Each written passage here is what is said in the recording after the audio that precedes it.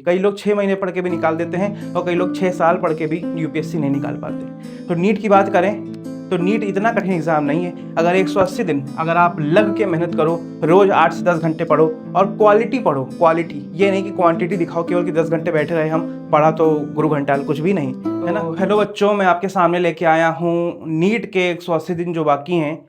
1 नवंबर से हमारा शेड्यूल जो होगा वो चलेगा। कौन सी डेट से? 1 नवंबर से, 1 नवंबर से 2025 से चलेगा, ठीक है।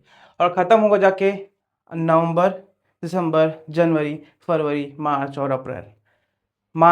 अप्रैल 6 महीने का टाइम आपके पास बाकी है। और 6 महीने का टाइम मोर देन इनफ है आपको किसी भी एग्ज़ाम की तैयारी के लिए, यहाँ तक कि यूपीएससी की तैयारी के लिए भी। कई लोग 6 महीने पढ़ के भी निकाल देते हैं और कई लोग 6 साल पढ़ के भी यूपीएससी नहीं निकाल पाते।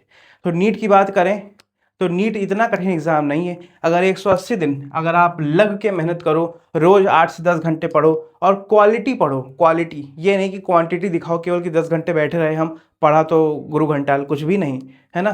तो पढ़ो क्वालिटी। तो 45 दिन 45 दिन 45 दिन 45 डेज 45 डेज 45 डेज करके मैंने बांटा हुआ है।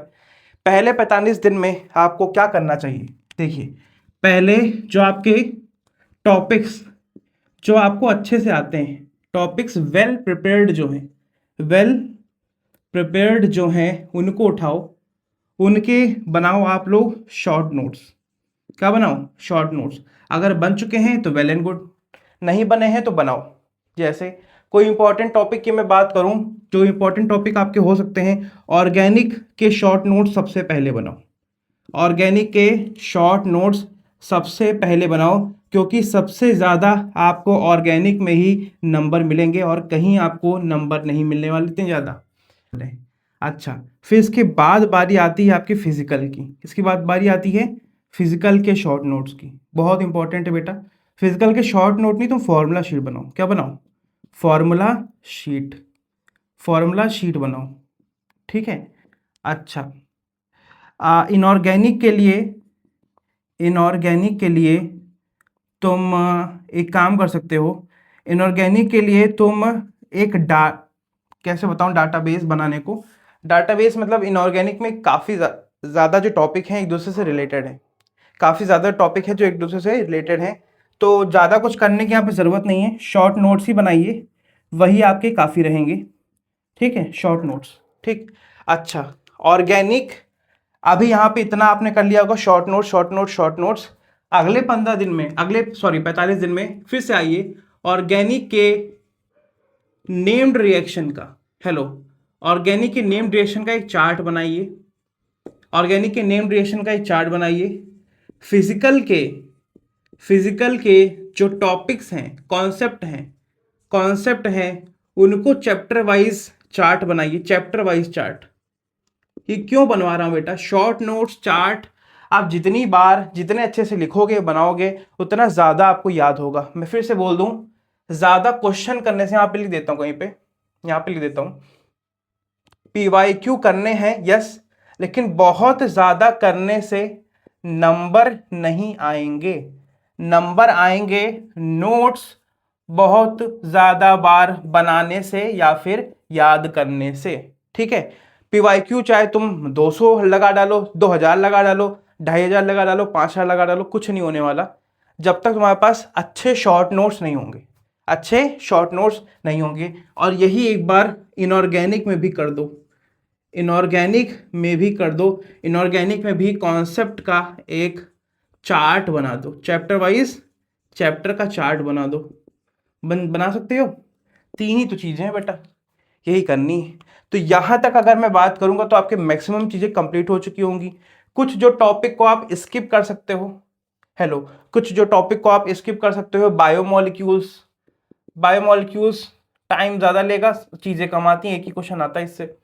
और कुछ स्किप कर सकते हो, D&F ब्लॉक, इसको भी स्किप कर सकते हो, 1 या 2 ही क्वेश्चन आएंगे इससे, ज़्यादा इससे नहीं आने वाला। बस इन दोनों चैप्टर के अलावा जितने भी चैप्टर हैं आपके, उन सबको आपको करना चाहिए। अच्छा, अगले 45 दिन क्या करें? पेपर्स लगाएं, टेस्ट